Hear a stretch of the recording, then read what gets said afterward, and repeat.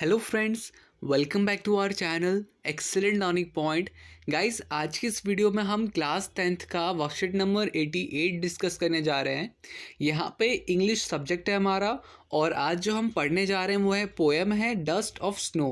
ठीक है, तो देखो यहाँ पर डस्ट ऑफ स्नो एक पोएम है जो किसने लिखी है, तो वो लिखी हुई है dust of snow by Robert Frost.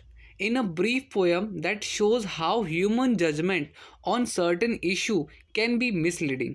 उन्होंने बताया कि हम जो ह्यूमंस हैं उनका हमारी एक सबसे बड़ी कमी है, किसी को भी हम आसानी से जज कर जाते हैं। ठीक है, हम चाहे वो पेड़ हो चाहे वो जानवर हो, हम उसको भी जज करते हैं। जैसे इन्होंने यहाँ पर दो चीज़ों के बारे में बात करी है। The poet depicts the crow and the hemlock tree. बच्चों, क्रो जो होता है आप सबको पता होगा कि कभी अगर हमने पंछियों के बारे में बात करते हैं कि खूबसूरत पंछियाँ कौन कौन सी होती है, तो हम वहाँ पर क्या कहते हैं, कभी भी कौवे का नाम नहीं लेते बिकॉज वो काला है। ठीक है, हम उसके रंग से उसको जज करते हैं और उसके बारे में कभी बात नहीं करते। आपने देखा होगा कि हम मोर के बारे में बात करेंगे, हम बगुले के बारे में बात करेंगे और सुंदर जो भी पंछी हैं उनके बारे में बात करते, बट क्रो के बारे में बात नहीं करते। उसी तरह से हेमलॉक ट्री जो है एक बच्चों विषैला पेड़ है। ठीक है, पॉइजनस ट्री है ये।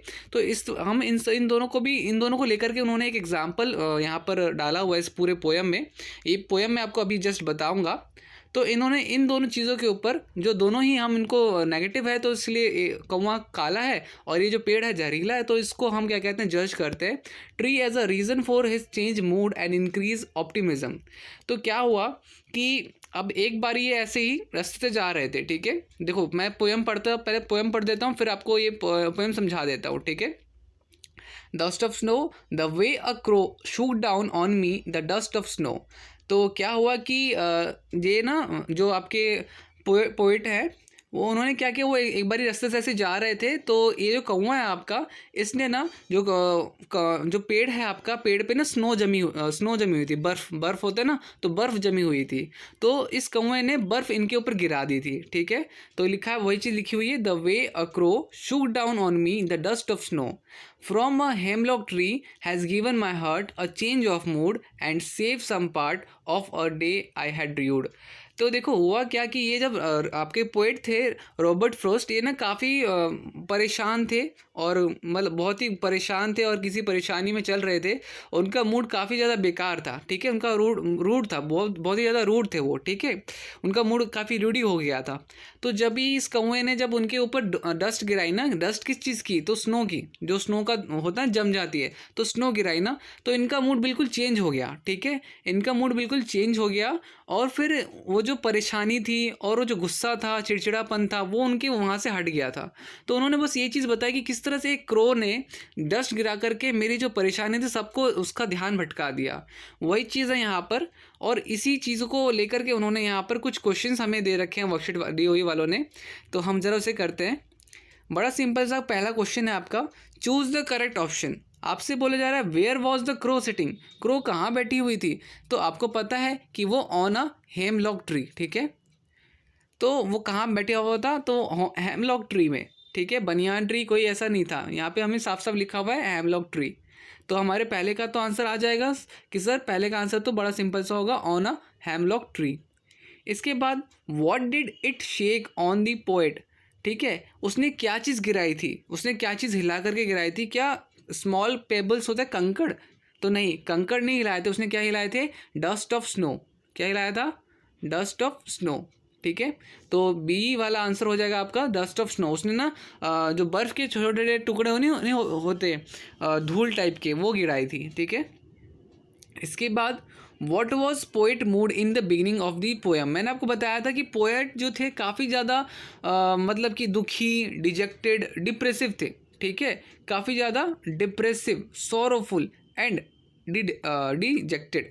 ठीक है, तो वो काफ़ी ज़्यादा, मैंने आपको बोला था, दुखी थे। बट जब क्रो उन पे वो बर्फ़ गिराता है ना, तो उनका मूड बिल्कुल सडनली चेंज हो जाता है और उनका ध्यान जो था जिस परेशानी पे था उससे हट करके कुछ और मतलब और दूसरी चीज़ पे चले जाता है। ठीक है, तो इसी चीज़ पे उन्होंने पूरी पोएम लिख दी थी।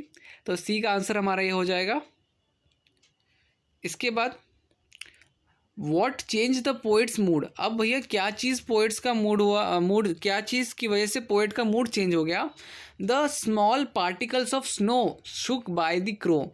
तो और या फिर लिखा हुआ है the cow and cow of the crow. तो कौवे के काउ काउ करने से उनका मूड चेंज हुआ था या कौवे के बर्फ फेंकने से हुआ था। तो यहाँ पर फर्स्ट ऑप्शन करेक्ट होगा, the small particle of snow shook by the crow. ठीक है, तो ये हमारा फर्स्ट ऑप्शन करेक्ट होगा। ठीक है, इसके बाद क्वेश्चन नंबर मतलब ई पार्ट जो है, which word is poem does not correspond to rued. Rued मतलब मैंने आपको बताया था दुखी मनाना, शोक मनाना। ठीक है, इसका मतलब भी बियोम मतलब भी दुखी मनाना ही होता है। तो इन तीन चीज़ों का तो मतलब र्यूड से रिलेटेड है। आपसे बोला जा रहा है which word is does not correspond, मतलब जो रिलेट ना करे र्यूड से, तो वो है रिजुवेंटेड। ठीक है, रिजुविनेट। रिजुविनेट क्या होता है, खुशी करना, किसी चीज़ की खुशी मनाना। तो यहाँ पर हमारा आंसर क्या हो जाएगा, फोर्थ वाला पार्ट आंसर हो जाएगा। ठीक है, इसके बाद आपसे ना बच्चों राइमिंग स्कीम पूछी जाती है। राइमिंग स्कीम क्या होता है, जहाँ पर किस तरह की राइमिंग बन रही है। तो मैं आपको ज़रा यहाँ पर दिखाना चाहता हूँ कि देखो सबसे पहले हमारा राइमिंग क्या होता है। जैसे कि आपको देख रहे हो, क्रो का स्नो हो गया, crow snow, me tree, heart part, mood rued. ठीक है, तो जहाँ पर वर्ड्स ना मिलते जुलते होते हो, जैसे क्रो का स्नो हो गया, मी ट्री हो गया, हर्ट पार्ट हो गया, मूड र्यूड हो गया। अब इसको ये जो राइमिंग स्कीम है हम इसके कैसे पहचानेंगे। अब जैसे कि सबसे पहला है, ठीक है, तो सबसे पहला आपका क्रो है, तो हम इसको मान लेते हैं कि ए है। ठीक है, कोई एक ए वर्ड है।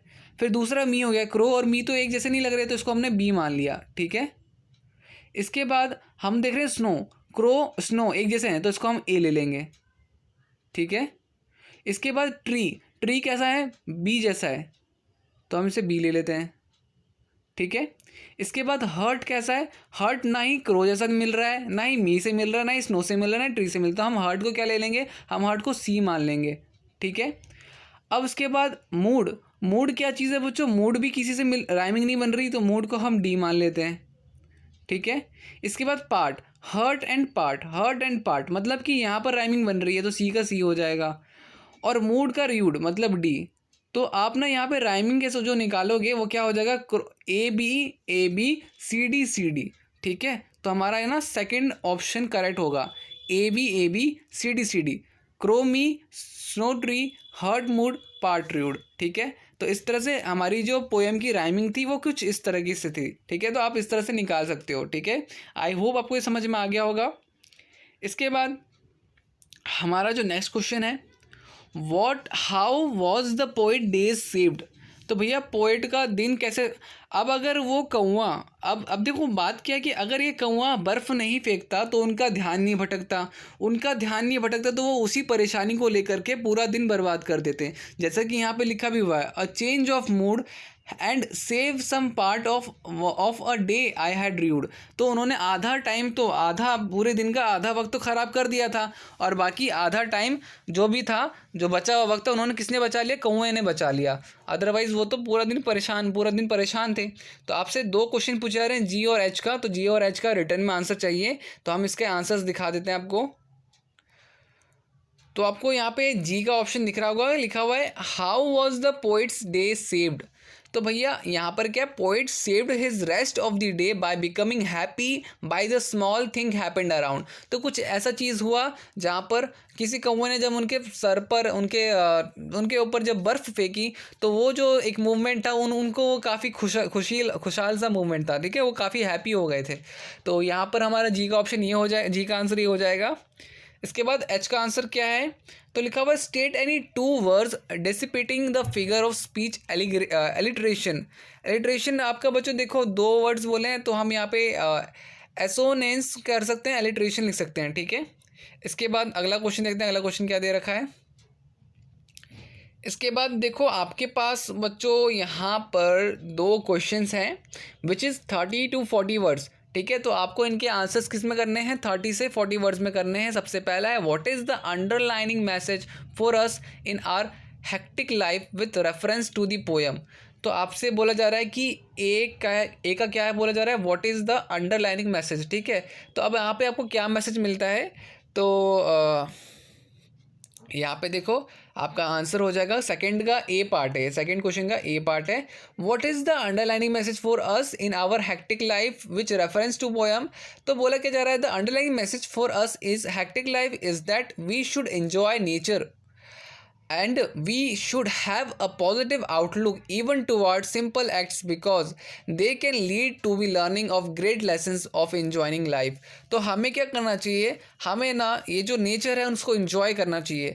और देखो हर चीज़ का एक पॉजिटिव और एक नेगेटिव बातें होती हैं, ठीक है, हर चीज़ में पॉजिटिव और नेगेटिव। हमें जो भी चीज़ हमारे साथ हुई है हमें उसमें ये देखना कि हमारे साथ पॉजिटिव क्या हुआ, ठीक है।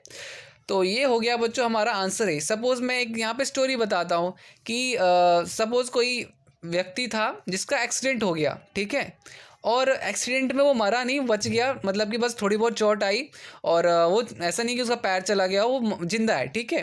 तो कहने का मतलब ये है कि दुख मनाने के लिए वो कह सकते यार शिट मेरा आज एक्सीडेंट हो गया, मेरा दिन आज ख़राब है, और ये होगी नेगेटिव। और हो सकता है कि पॉजिटिव क्या हो कि भाई इतना मेरा इतना भयंकर सा एक्सीडेंट हुआ फिर भी मैं ज़िंदा बच गया, इससे अच्छा मेरे साथ और क्या हो सकता है। तो मैं यहाँ पे एक स्टोरी समझाना चाहता हूँ कि कभी भी हमें हर चीज़ जो भी हमारे साथ होती है ना, तो हमें उसमें पॉजिटिव चीज़ निकालनी पड़ेगी, तब जाके हम और अच्छे से। वरना अगर मैं दुख बनाता यार मेरा शिट एक्सीडेंट हो गया, दिन ख़राब था मेरा, तो पूरा दिन आप ख़राब कर लोगे। बट वही अगर आप पॉजिटिव रखोगे कि इतना भयंकर एक्सीडेंट होने के बाद भी मैं ज़िंदा हूँ, मतलब कि मैं बहुत किस्मत वाला हूँ, ठीक है। तो इस तरह से आपको अपनी लाइफ में आगे बढ़ना है। तो यहाँ पर आपका बी वाला पार्ट जो है, बी वाला पार्ट पढ़ लेते हैं। लिखा हुआ है how does a simple movement prove to be a very significant and saves the rest of the day of the poem from being wasted comments on the basic of the poem. तो यहाँ पे देखो इसका answer आपको यहाँ पे दिख रहा होगा। तो when the poet was sitting under a hemlock tree with a sad mood a crow shook down। अब देखो यहाँ पे पूरी स्टोरी यहाँ पे वही बताई गई है कि जब पोइट जो था काफ़ी सैड मूड में था, तो क्रो जो है, क्रो ने उसके ऊपर डस्ट फेंक दी। Crow shook down some dust on snow on his head and shoulder। A very simple movement proved to very significant and saves rest of the day and poet from the being wasted। Sometimes positive change can take place also negative, ठीक है। तो यहाँ पे हमारा पूरा का पूरा answer हो जाएगा, ठीक है, बी का पार्ट हो जाएगा। और यहाँ पे हमारी सारी वर्कशीट्स ख़त्म, मतलब कि सारे वर्कशीट के सारे क्वेश्चंस ख़त्म। और मिलते हैं नेक्स्ट वीडियो में हम, तब तक ले bye bye and take care.